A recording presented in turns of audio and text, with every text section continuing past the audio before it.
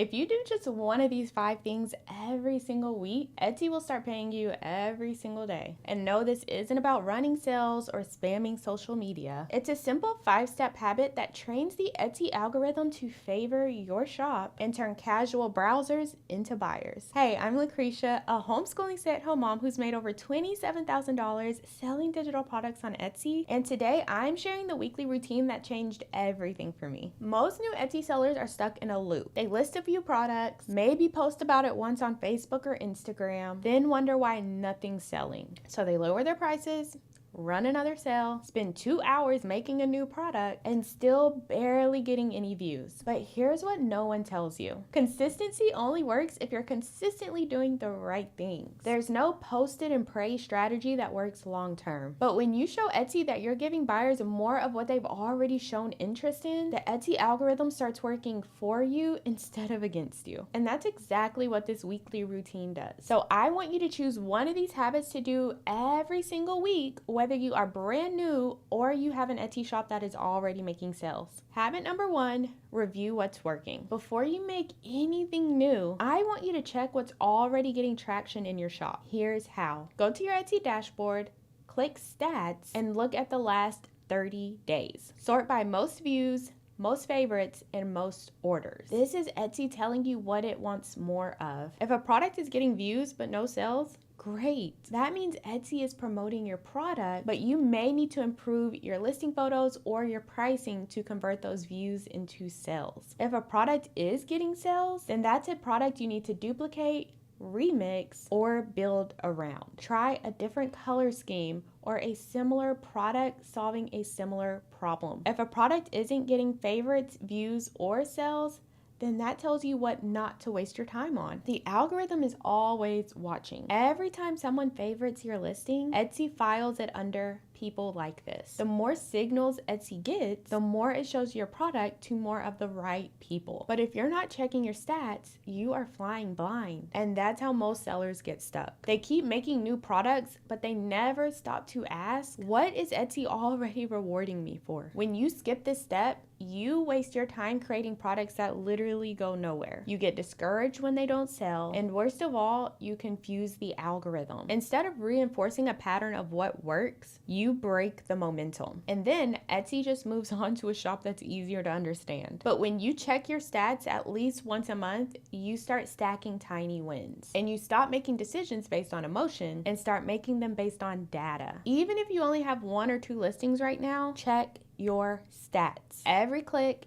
every favorite, it is all feedback. And that brings us to habit number 2, add or update 1 listing. Think of your Etsy shop like a garden. If you never water it, never check in, never pull a single weed, it doesn't matter how beautiful your plants used to be, eventually everything slows down. And that's exactly what can happen on Etsy. If you stop interacting with your shop, just like any other smart platform, Etsy starts prioritizing the shops that are showing up and participating. That's why once a week, I want you to do one thing that shows movement in your shop. List something new, update your title or tags, swap out your listing photos, add related product links to your description. It doesn't have to be massive. It just has to be intentional, because consistency only works if you're consistently sending the right signals. And one of the biggest signals Etsy looks for is activity. If you're not doing this, your listings can slowly start getting pushed down in search results, even if they're great. The algorithm assumes your shop isn't active, and active shops are the ones Etsy prioritizes in search results. That means fewer views and fewer sales. But when you do make consistent updates, even small ones, you give Etsy data. That data leads to views, views lead to clicks, and clicks turn into sales. This is how you keep momentum going, especially when you're short on time. One small update a week can make the difference between a shop that flatlines and a shop that keeps growing. Now here's the part most sellers miss. Habit number 3,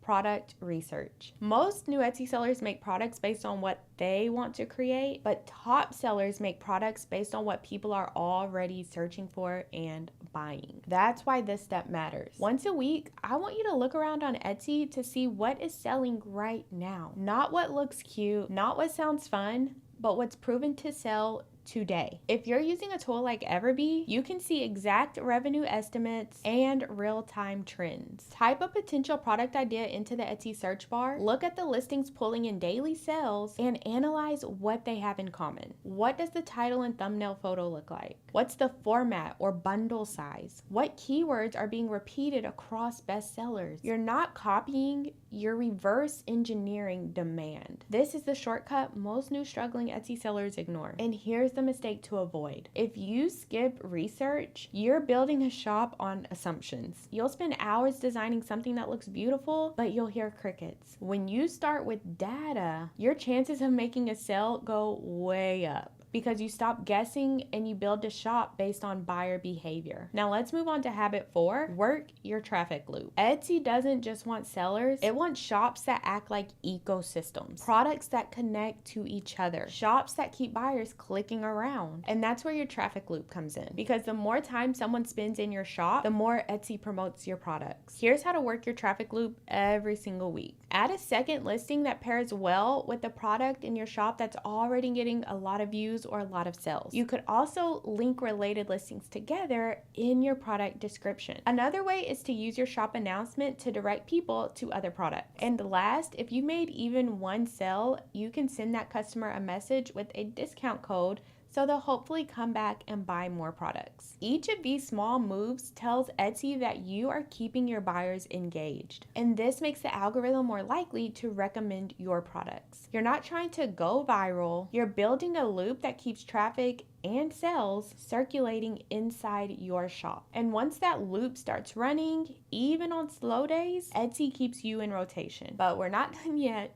because this next step is critical. Habit 5, shop from your buyer's point of view. Every week, I want you to pick one listing from your shop and put it under a microscope. But don't do it alone. Upload your listing photos into ChatGPT and ask, can you review these listing images as if you're a potential customer? What would make you click? What's confusing? What would make you more likely to buy? You'll get honest feedback in seconds, without guessing, overthinking, or begging friends for their opinion. This matters because you know what your product is, but your buyer doesn't. If your listing photos are missing key details, if the design looks unclear or hard to use, if the first photo doesn't pop in search results, then your shop might be losing sales and you'd never know it. When you do this weekly, you get clear action steps to improve your listing photos, you train yourself to think like your customer, and you fix small things that have a big impact on conversions. So this isn't just a to-do list, it's a visibility strategy, a trust building loop, a way to train the algorithm and yourself to stop relying on luck and start creating consistent sales. Because this is how real momentum works on Etsy. It doesn't explode overnight, it compounds. One product researched, one listing optimized, one tiny improvement made every week. At first it feels slow, but then one sale turns into 2, one view turns into a spike in favorites, and suddenly your shop is getting found even when you're not online. And the best part is, this works whether you have 3 products or 300, because Etsy doesn't reward people who do the most. It rewards people who keep showing up and focus on the right things. That's what this weekly routine does. It gives you leverage. It builds trust with buyers and the algorithm. And that's how you go from scattered to daily sales. This simple weekly routine is exactly what I teach inside the Sales Sprint, where I show you how to find winning digital product ideas, get found on Etsy, and start making consistent sales even if you're short on time or you have no tech skills. It's the exact same strategy that helped me afford a homeschool co-op for my kids, pay off over $11,000 in credit card debt, and fix our air conditioner when it broke in the middle of summer. Sales didn't happen overnight, but it all started with one product, then one sale, and then a repeatable system that kept working even when life got chaotic. We have over 500 members, and many of them are making sales with brand new Etsy shops as complete beginners with no tech skills and no design background. So if you're tired of guessing what to do next, this is your roadmap. Not just to get found, but to stay consistent, stay visible, and actually grow. Because Etsy doesn't need you to hustle harder, it needs you to show up with intention. This routine can take you less than an hour a week, but one day you'll look up and realize your shop isn't just active,